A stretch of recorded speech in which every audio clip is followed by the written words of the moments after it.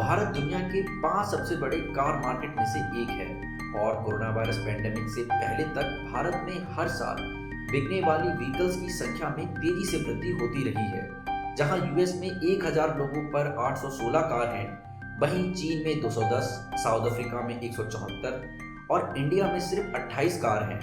अब अगर 2050 तक भारत में कार पेनिट्रेशन साउथ अफ्रीका के बराबर भी आ जाता है तो भारत में आने वाले कुछ दशकों में करोड़ों नई कार बिकने वाली हैं। ये किस फ्यूल टेक्नोलॉजी पर चलेगी, यह भारत के current account deficit, energy security और एनवायरनमेंट के लिए बहुत इंपॉर्टेंट होने वाला है। दुनिया के 10 सबसे अधिक पॉल्यूटेड शहरों में से 3 भारत में हैं और हम सब जानते ही हैं कि दिल्ली का हाल हर साल दिवाली के बाद कैसा हो जाता है। दिल्ली के ग्रीन हाउस एमिशन में 32% योगदान तो बस रोड ट्रांसपोर्ट का ही है। भारत को अगर अपने शहरों से पोल्यूशन को कम करना है तो अपने ट्रांसपोर्ट सेक्टर का डीकार्बनाइजेशन करना ही पड़ेगा।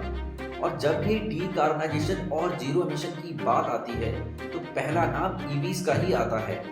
भारत ने पिछले साल लगभग 25 लाख नई कार बिकी हैं, जिनमें से सिर्फ 4588 इलेक्ट्रिक कार थी, जो कि कुल संख्या के 0.2% से भी कम है। अगर और देशों से तुलना करें तो भारत में इलेक्ट्रिक कार्स का मार्केट पिद्दा सा नजर आता है। इसके बावजूद भी भारत में जबरदस्त ईवी रेवोल्यूशन की स्थिति बनती हुई दिखाई दे रही है। तो आइए अनमीडिया के इस एपिसोड में भारत के अंदर ईवी रेवोल्यूशन के पोटेंशियल, हिंड्रेंस और इसकी प्रोसेस को देखते हैं। भारत में इलेक्ट्रिसिटी जनरेट करने की जितनी भी कैपेसिटी है उसका 52% अकेले कोल का ही है।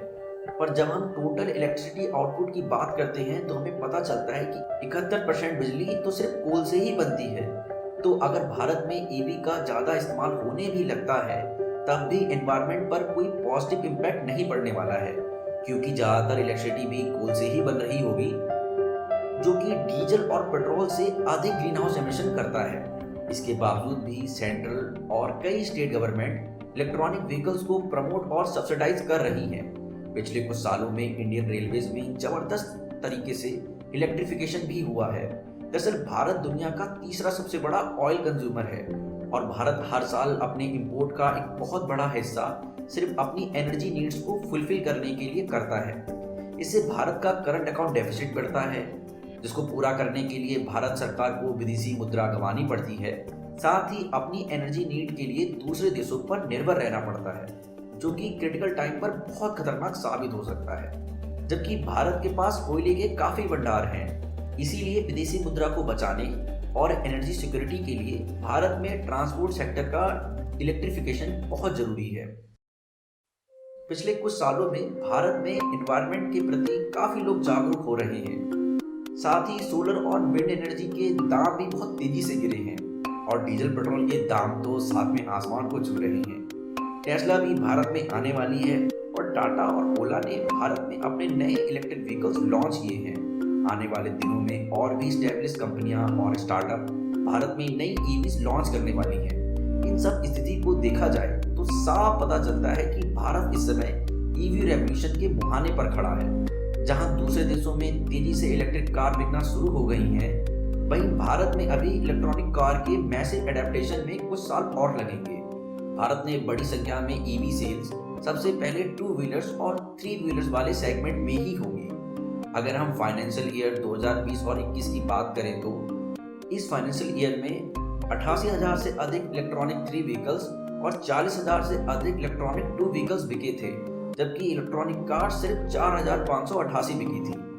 और भारत में ऑलरेडी 15 लाख से अधिक ई रिक्शा बिक चुके हैं, जो कि लास्ट माइल कनेक्टिविटी का इलेक्ट्रिफिकेशन कर रहे हैं। तो इन आंकड़ों को देखकर साफ पता चल रहा है कि पहले ईवी रेवोल्यूशन 2 व्हीलर्स और 3 व्हीलर्स के सेगमेंट में ही आने वाला है। ईवीज के मैसिव एडेप्टेशन में चार्जिंग इंफ्रास्ट्रक्चर, सीमित रेंज और प्राइस 3 बड़ी हिंड्रेंस के रूप में सामने आए हैं। चार्जिंग स्टेशन के मामले में भारत यूएस और चीन जैसे देशों से बहुत ही पीछे है। इस मामले में भारत को चिकन और एग वाली समस्या से जूझना पड़ रहा है। जब तक काफ़ी चार्जिंग स्टेशन नहीं होंगे तब तक बड़ी मात्रा में इलेक्ट्रॉनिक कार का बिकना बहुत मुश्किल है, और जब तक बड़ी मात्रा में ईवीज रोड पर नहीं आ जाती तब तक अधिक चार्जिंग स्टेशन की डिमांड ही नहीं उठने वाली। तो इससे पता चलता है कि ऑर्गेनिक रूप से बिना गवर्नमेंट पुश के चार्जिंग इंफ्रास्ट्रक्चर के इस मैसिव डेफिसिट को सिर्फ प्राइवेट इन्वेस्टमेंट के द्वारा पूरा नहीं किया जा सकता है। इसलिए सरकार को चाहिए कि वो क्रिएटिव तरीके से चार्जिंग इंफ्रास्ट्रक्चर को इंसेंटिवाइज करे, तभी भारत में ईवी रेवोल्यूशन जल्द से जल्द आ सकती है। 2 और 3 व्हीलर सेगमेंट में ईवी की बात करें तो इनकी सेल ऑलरेडी इलेक्ट्रिक कार से काफ़ी ज़्यादा है और इनका चार्जिंग इंफ्रास्ट्रक्चर इलेक्ट्रिक कार्स की तुलना में काफ़ी कम कॉस्ट में ही स्टेब्लिश हो जाता है। साथ ही इन्हें घर पर चार्ज करना भी आसान है क्योंकि इनके लिए बहुत अधिक वोल्टेज की ज़रूरत नहीं पड़ती है। और जैसे जैसे इनके एडेप्टेशन से टेक्नोलॉजी में सुधार आएगा, वैसे ही धीरे धीरे इलेक्ट्रिक कार्स की रेंज और कॉस्ट में भी सुधार होगा, जो कि इलेक्ट्रिक कार्स के मैसिव एडेप्टेशन का रास्ता साफ करेगा।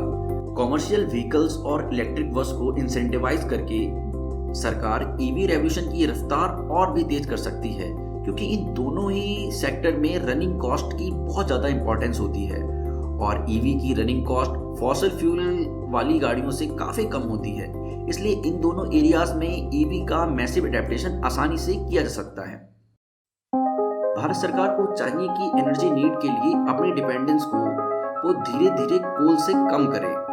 फ्यूचर में ग्रीन इलेक्ट्रिसिटी को प्रोड्यूस करने के लिए सोलर और विंड के अलावा न्यूक्लियर फ्यूजन एनर्जी की जरूरत भी पड़ेगी। साथ ही बड़े ट्रक और प्लेन्स को फॉसिल फ्यूल से इंडिपेंडेंट करने के लिए ग्रीन हाइड्रोजन टेक्नोलॉजी की जरूरत पड़ने वाली है। इनके बारे में अधिक जानकारी के लिए हमारे इनसे रिलेटेड वीडियोस को जरूर देखें।